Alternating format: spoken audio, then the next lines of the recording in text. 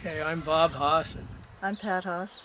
We've lived here for over 50 years now, or will be in October. And We raise most of our own food except for our beef and pork. we buy that locally from A neighbor. a friend of ours a couple miles down the road. And we like the idea that we know how it's been handled and what it's been fed. And, Has lived a more natural life than a bloody food lot, feed lot. yeah. Our little calf is much happier than those that live in those little hutches because he can run around and play. Our cattle give us all our dairy products, our chickens give us all our poultry, plus the turkeys. And pretty much the vegetable garden sustains us the year round. I guess that probably... We believe in taking care of ourselves, and have always. We canned corn and Beans, peaches, plums, make pickles. What else do I have down there? Tomatoes. Make lots and lots of jelly and jam. So we have lots and lots of peanut butter and jelly.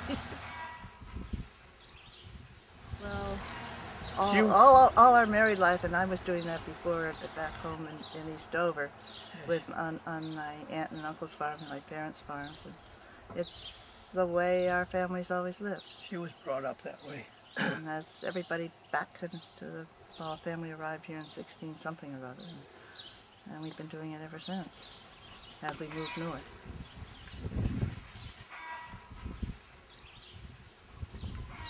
Just like it. I like having my own things. I don't know how I'd plan to buy, if I had to go into the grocery store, plan my meals ahead of time and buy everything. I get up in the morning and I say, what am I going to have for supper? And then I go out to the freezer and get my meat, and then, well, at this time of year it's whatever's fresh in the garden, but in the winter it's whatever's in the freezer or down cellar. And I just couldn't handle having to think every week what I gotta buy. It's kind of like a disease. That, it's incurable. Farming, it's a bug that gets into your system, and then I don't think if you figured, especially if we figured the time that we put in, that we would be getting, probably would not be making minimum wage or anywhere near it. But you gotta feel that you like what you're doing. And it also takes a lot of devotion, and people look at it and think how romantic, but you wouldn't be going off all the time on vacations in the middle of the year. If you're milking a cow, you've got to find somebody who can milk her for you if you want to go away. So it pretty much ties you down.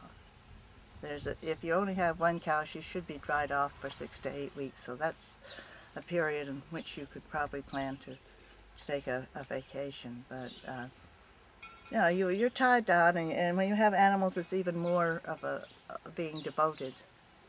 I get worried about people who think they can have an animal. They don't realize how much time and energy and how much they've got to give to them. And animals have lots of feelings.